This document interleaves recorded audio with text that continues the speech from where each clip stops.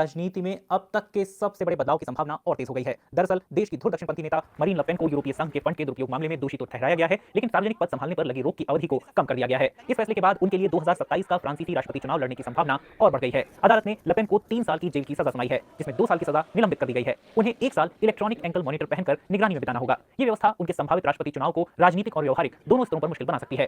खैर, ये तो अंततः मरीन ले पेन खुद ही बताएंगी कि वो फ्रांस के राष्ट्रपति पद का चुनाव लड़ेंगी या नहीं। फ्रांस में साल 2027 में राष्ट्रपति चुनाव होना है। ये 2 चरणों में होगा। पहला चरण अप्रैल में और दूसरा चरण मई में। मौजूदा राष्ट्रपति इमानुएल मैक्रों 2 बार राष्ट्रपति रह चुके हैं और संवैधानिक सीमा के कारण वो तीसरी बार राष्ट्रपति चुनाव में हिस्सा नहीं ले सकते। अभी तक के पोल्स में ले पेन की दक्षिणपंथी पार्टी काफी आगे चल रही है। ऐसे में अगर ले पेन चुनाव लड़ती हैं तो उनके फ्रांस के अगले राष्ट्रपति बनने की संभावना काफी ज्यादा है।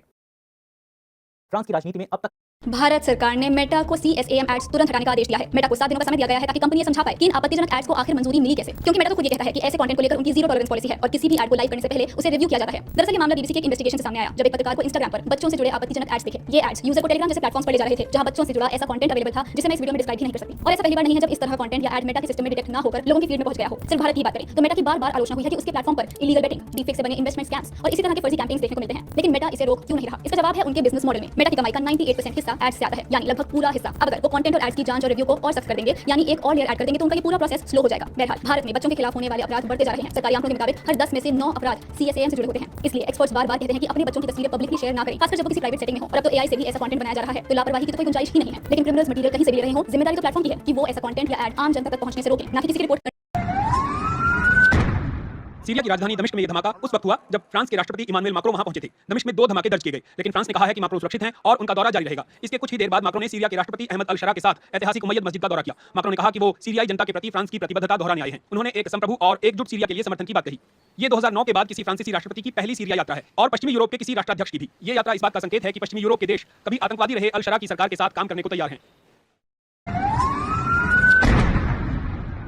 सीरिया की राजधानी दमिश्क में यह धमाका उस वक्त हुआ जब फ्रांस के राष्ट्रपति इमानुएल मैक्रों वहां पहुंचे थे। दमिश्क में 2 धमाके दर्ज किए गए, लेकिन फ्रांस ने कहा है कि मैक्रों सुरक्षित हैं। ये गोले क्या है और कहां से आए, कोई नहीं जानता। ऑस्ट्रेलिया में क्वींसलैंड के फॉरेस्ट बीच पर धातु के ये रहस्यमयी गोले दिखाई दिए। आशंका जताई गई कि ये खतरनाक हो सकते हैं, इसलिए अधिकारियों ने इनके आसपास 50 मीटर का सुरक्षा घेरा बना दिया। शुरुआती जांच में पता चला है कि ये गोले किसी विदेशी रॉकेट का मलबा हो सकते हैं। ऑस्ट्रेलियन स्पेस एजेंसी के वैज्ञानिक इनकी सटीक पहचान के लिए अंतर्राष्ट्रीय वैज्ञानिकों के साथ मिलकर काम कर रहे हैं। ये गोले क्या है और कहां से? भारत के प्रधानमंत्री नरेंद्र मोदी इंडोनेशिया पहुंचे हैं। 2 दिन के दौरे पर वो जकार्ता पहुंचे, जहां उन्होंने देश के राष्ट्रपति प्राबोवो सुबियांतो से मुलाकात की। भारतीय अधिकारियों ने बताया है कि इंडोनेशिया को ब्रह्मोस सुपरसोनिक क्रूज मिसाइल और अस्त्र मिसाइलें बेचने पर दोनों देशों के बीच समझौता हो गया है। भारतीय अधिकारियों के मुताबिक ये सौदा करीब $63 करोड़ का हो सकता है, जिस पर इस दौरे में साइन किए जा सकते हैं। ब्रह्मोस दुनिया की सबसे तेज क्रूज मिसाइलों में गिनी जाती है, जिसे रूस और भारत ने मिलकर बनाया है। भारत के प्रधानमंत्री नरेंद्र मोदी नेपाल के प्रधानमंत्री बालेंद्र शाह ने अपने कार्यकाल के 100 दिन पूरे कर लिए हैं। रैपर से राजनेता बने बालेंद्र शाह की राष्ट्रीय स्वतंत्र पार्टी ने मार्च में हुए जन आंदोलन के बाद चुनावों में लगभग 2/3 बहुमत से बड़ी जीत हासिल की थी। ये चुनाव उस जन आंदोलन के बाद हुआ था जिसने भ्रष्टाचार विरोधी प्रदर्शनों के बीच तत्कालीन सरकार को सत्ता से बाहर कर दिया था।